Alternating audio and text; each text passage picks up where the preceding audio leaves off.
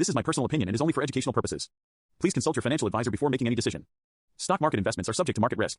Please read the offer documents carefully before investing. Hello everyone, कैसे हो आप सब? होप आप सभी अच्छे होंगे।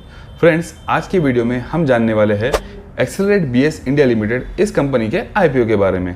इस वीडियो में हम जानेंगे इस कंपनी की ब्रीफ सी इन्फॉर्मेशन, कंपनी की आईपीओ की डिटेल, कंपनी के आईपीओ का टाइम टेबल, आप कितने मिनिमम और कितने मैक्सिमम लॉट्स के लिए अप्लाई कर सकते हैं उसकी जानकारी, और लास्ट में हम जानेंगे इस कंपनी की फाइनेंशियल पोजीशन के बारे में।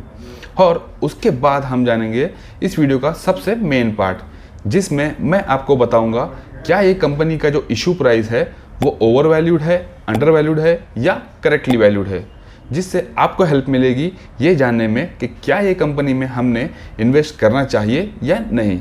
और ये वैल्यूएशन हम करेंगे टू फैक्टर के बेसिस पे। फर्स्ट, इस कंपनी के पी रेशियो के बेसिस पे, और सेकंड, एनएवी पर शेयर के बेसिस पे। तो फ्रेंड्स, वीडियो शुरू करने से पहले आप सभी से मेरी एक रिक्वेस्ट, अगर आप मेरे इस चैनल के ऊपर नए हो तो प्लीज़ यूट्यूब चैनल को सब्सक्राइब ज़रूर कर दीजिए, और अगर आपको वीडियो अच्छा लगे तो एंड में वीडियो को लाइक करना ना भूलिए। तो चलिए हम शुरू करते हैं अपना आज का वीडियो। ये कंपनी इनकॉर्पोरेट हुई है इन द ईयर 2022। इसका जो प्रीवियस नेम था वो था accelerate business solution private limited. ये company digital technology service provider company है जो कि बुटीक टेक्नोलॉजी सर्विस प्रोवाइड करती है वर्ल्ड वाइड अपने B2B और B2C कंपनीज को।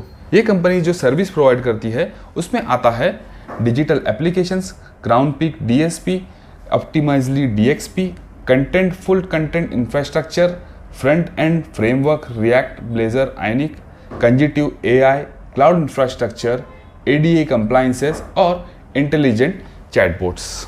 ये कंपनी इन सभी फील्ड के अंदर जो है एक्सपर्टाइज करती है। इस कंपनी की आईपीओ डिटेल्स की बात करें तो इस कंपनी का जो इशू प्राइस होने वाला है वो होगा 90 रुपीज़ पर शेयर, लॉट साइज होगा 1600 शेयर का, और जो उनका टोटल इशू साइज होगा वो होगा 6,32,000 शेयर्स का, जो कि एग्रीगेट करेगा 5.69 करोड़। और अगर इस कंपनी की आईपीओ टाइम टेबल की बात करें तो ये कंपनी का आईपीओ ओपन होगा 6 जुलाई को, क्लोज होगा 11 जुलाई को, अलॉटमेंट होगा 14 जुलाई, और अगर आपको शेयर्स अलॉट नहीं होते हैं तो आपका रिफंड हो जाएगा 17 जुलाई को, और इसकी लिस्टिंग डेट होगी 19 जुलाई 2023। और अगर बात करें कि आप कितने मिनिमम और कितने मैक्सिमम लॉट्स के लिए अप्लाई कर सकते हो, तो आपको बता दूं कि अगर आप रिटेल इन्वेस्टर हो तो आप मिनिमम और मैक्सिमम सिर्फ 1 ही लॉट के लिए अप्लाई कर सकते हो, और अगर आप हाई नेटवर्थ इंडिविजुअल हो तो आप मैक्सिमम जो है 2 लॉट्स के लिए अप्लाई कर सकते हो। चलिए अब हम जानते हैं इस कंपनी की फाइनेंशियल पोजीशन के बारे में। अगर आप इस कंपनी की फाइनेंशियल पोजीशन के ऊपर नज़र डालो तो इस कंपनी का जो टोटल एसेट्स था ईयर 2021 में वो था 1.81 करोड़, जो कि आज बढ़कर हो चुका है 2.83 करोड़। रेवेन्यू देखो तो वो था 4.51 करोड़ ईयर 2021 में, और 31 जैन 2023 को वो है 1.64 करोड़। मतलब इनका जो रेवेन्यू है वो डिक्रीज हुआ है ईयर बाय ईयर। इनके अगर आप प्रॉफिट के ऊपर नज़र डालो तो उनका प्रॉफिट आफ्टर टैक्स था 0.42 करोड़ का, जो आज डिक्रीज होके हो चुका है 0.26 करोड़। बोरोइंग्स के ऊपर नज़र डालो तो बोरोइंग्स थी उनकी 0.24 करोड़ का, और आज के पीरियड में जो है उनकी बोरोइंग हो चुकी है 0.33 करोड़, जो कि इंक्रीज हुई है ईयर बाय ईयर। ये कंपनी का जो मेन ऑब्जेक्ट है इस आईपीओ को लाने का वो है long term working capital requirement के लिए और जनरल कॉर्पोरेट पर्पस के लिए। तो फ्रेंड्स, चलिए अब हम जानते हैं इस कंपनी का जो इशू प्राइस होगा क्या इसका वैल्यूएशन सही है या नहीं। हम सबसे पहले जानेंगे इस कंपनी का पी रेशियो। इस कंपनी की अगर आप पी रेशियो की बात करें तो वो है 35.02, और हम इस पी रेशियो को कंपेयर करेंगे 3 पार्ट्स में। फर्स्ट हम कंपेयर करेंगे इसी कंपनी के लास्ट 3 ईयर्स के मीडियन पी रेशियो से। सेकंड, हम कंपेयर करेंगे इस कंपनी की पी रेशियो को पियर्स कंपनी के पी रेशियो से, और थर्ड हम देखेंगे इस कंपनी का पी ग्रोथ रेशियो, और डिसाइड करेंगे कि क्या बेस्ड ऑन पी रेशियो इस कंपनी का जो इशू प्राइस है वो करेक्टली वैल्यूड है या नहीं।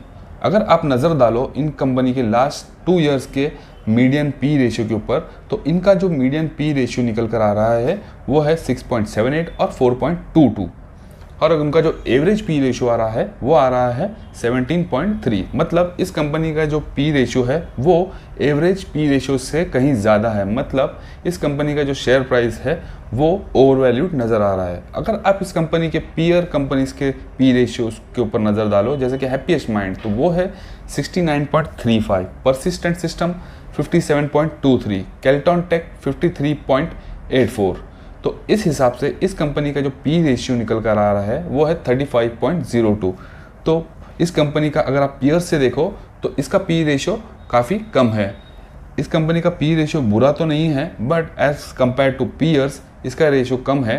तो उस हिसाब से मुझे लगता है कि इस कंपनी का जो शेयर प्राइस है वो ओवर वैल्यूड है। अब हम देखते हैं कि पी ग्रोथ रेशियो क्या है इस कंपनी का। चूँकि इस कंपनी की जो अर्निंग है उसमें कोई ग्रोथ नहीं आया है, इनफैक्ट वो डिक्रीज हुई है, तो उनका जो पी ग्रोथ रेशियो निकल कर आ रहा है वो है 0.9 का।